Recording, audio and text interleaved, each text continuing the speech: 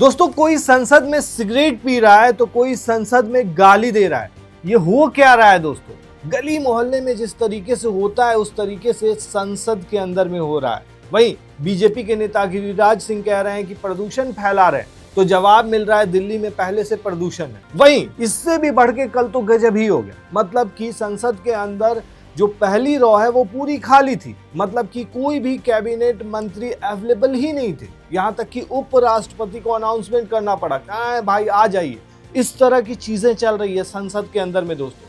ये तो हो गई संसद की बात, लेकिन असली खबर ये नहीं है भाई। खबर तो ये है कि बंगाल एसआईआर वोटर लिस्ट से 58 लाख से ज्यादा नाम कट चुके हैं। जी हाँ, ममता दीदी की भवानीपुर सीट में 44,000 नाम डिलीट हुए हैं, तो साउथ 24 परगना जिले से 8 लाख नाम काटे गए हैं। वहीं ममता दीदी ने केंद्रीय गृह मंत्री अमित शाह को खतरनाक करार दिया है। उन्होंने कहा है कि शाह की आंखों में दहशत है, उनकी एक आंख में आपको दुर्योधन तो दूसरी आंख में दुशासन दिखाई देगा, लेकिन हमको तो दीदी अब की बार जाती हुई दिखाई दे रही है। चलो मजाक से हट के दोस्तों बात करते हैं। दीदी ने आरोप लगाया कि 2026 के विधानसभा चुनाव से ठीक पहले एसआईआर को राजनीतिक हथियार बनाया जा रहा है। अमित शाह वोटों के इतने भूखे हैं कि चुनाव से 2 महीने पहले ही ये प्रक्रिया चला रहे। एक बात और दोस्तों, कुछ दिन पहले कोलकाता के ब्रिगेड परेड ग्राउंड पर गीता पाठ का कार्यक्रम हुआ। इस दौरान नॉनवेज बेचने वाले 2 दुकानदारों की पिटाई कर दी गई। पिटाई करने वाले सभी आरोपी गिरफ्तार हो चुके हैं। इस पर दीदी ने कहा कि ये बंगाल है, यूपी नहीं, यहाँ ऐसी गुंडागर्दी बर्दाश्त नहीं होगी। चलिए दोस्तों, जरा बंगाल पॉलिटिक्स पर एक नजर मारते हैं। सबसे पहले दोस्तों एसआईआर पर बात करते हैं। चुनाव आयोग ने पश्चिम बंगाल में स्पेशल इंटेंसिव रिवीजन यानी कि एसआईआर के पहले फेज के बाद 58 लाख से ज्यादा नाम हटा दिए। सबसे ज्यादा नाम कोलकाता के चौरंगी और कोलकाता पोर्ट जैसे क्षेत्रों से कटे हैं, जबकि बीजेपी के सुवेंदु अधिकारी की नंदीग्राम सीट की तुलना में सीएम ममता बनर्जी के भवानीपुर सीट में 4 गुना अधिक नाम हटाए गए हैं। भवानीपुर सीट पर जनवरी 2025 की लिस्ट में 1,61,509 वोटर्स थे, इसमें से 44,787 नाम हटाए गए हैं। वहीं पूर्व मेदिनीपुर जिले के नंदीग्राम, जहां 2,78,212 वोटर थे, वहां से महज 10,599 नाम हटाए गए। वहीं जिलावार आंकड़ों में दोस्तों अगर गौर करें तो साउथ 24 परगना सबसे ऊपर रहा, जहां 8,16,047 नाम हटाए गए। ये इलाका टीएमसी सांसद अभिषेक बनर्जी का गढ़ माना जाता है। उन्होंने डायमंड हार्बर सीट से पिछले लोकसभा चुनाव में 7 लाख से ज्यादा वोटों के अंतर से जीत दर्ज की थी, लेकिन अब 8 लाख से ज्यादा यहां से नाम हटाए जा चुके हैं।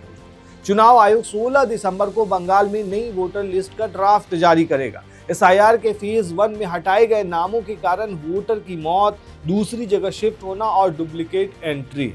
राज्य के 294 असेंबली एरिया में से सबसे ज्यादा नॉर्थ कोलकाता की चौरंगी विधानसभा क्षेत्र में 74,553 नाम हटाए गए। यहाँ से तृणमूल एमएलए नैना बंदोपाध्याय हैं। कोलकाता पोर्ट से कुल 63,730 नाम हटाए गए। इसका प्रतिनिधित्व सीनियर मंत्री फिरहाद हकीम करते हैं। वहीं मंत्री अरूप बिस्वास के टॉलीगंज में 35,009 नाम हटाए गए। सबसे कम नाम दोस्तों बांकुरा जिले के कोतुलपुर से हटाए गए, जहां 5,678 नाम हटाए गए। ये तो हो गई दोस्तों एसआईआर की बात। अब जरा वहां की पॉलिटिक्स को समझिए। पश्चिम बंगाल में 27% मुस्लिम वोट बैंक टीएमसी को मिलता है, और इस बार सबकी नजर बिहार की तरह बंगाल के अंदर में भी मुस्लिम वोटों पर, मतलब कि या तो मुस्लिम वोटों को हटा दिया जाए या फिर मुस्लिम वोटों को अपनी तरफ कर लिया जाए।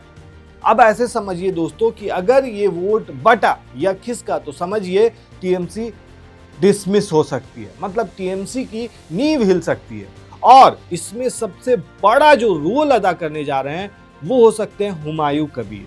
उनको लेकर के काफ़ी एक्सपर्ट्स, जो पॉलिटिकल एक्सपर्ट्स हैं, वो पहले ही कह चुके हैं कि हुमायूं कबीर जो है वो टीएमसी का खेल भी बिगाड़ सकते हैं। लेकिन टीएमसी ममता बनर्जी जो है वो ये मानने को तैयार नहीं है। एक तरफ एसआईआर हो चुका है, मतलब पहला ड्राफ्ट आने वाला है, और वहीं दूसरी तरफ हुमायूं कबीर जो है वो ऐसे टाइम में बाबरी मस्जिद बनाने जा रहे हैं जब सर पर चुनाव होने वाला है बंगाल के अंदर। इसका मतलब क्या है? जरा पहले हुमायूं कबीर कौन है वो देखिए। 2011 में कांग्रेस के टिकट पर रेजी नगर विधानसभा सीट से चुनाव जीते थे। 2012 में कांग्रेस को अलविदा कह दिया। 2013 में टीएमसी में शामिल हुए, कैबिनेट में ही जगह मिल गई पहली बार में ही। 2015 में टीएमसी ने इन्हें 6 साल के लिए निकाल दिया। 2016 में अकेले दम पर चुनाव लड़े, लेकिन दम निकल गया, मतलब हार गए। असली ट्विस्ट आया दोस्तों 2018 में। हुमायूं जी शामिल हो गए बीजेपी में।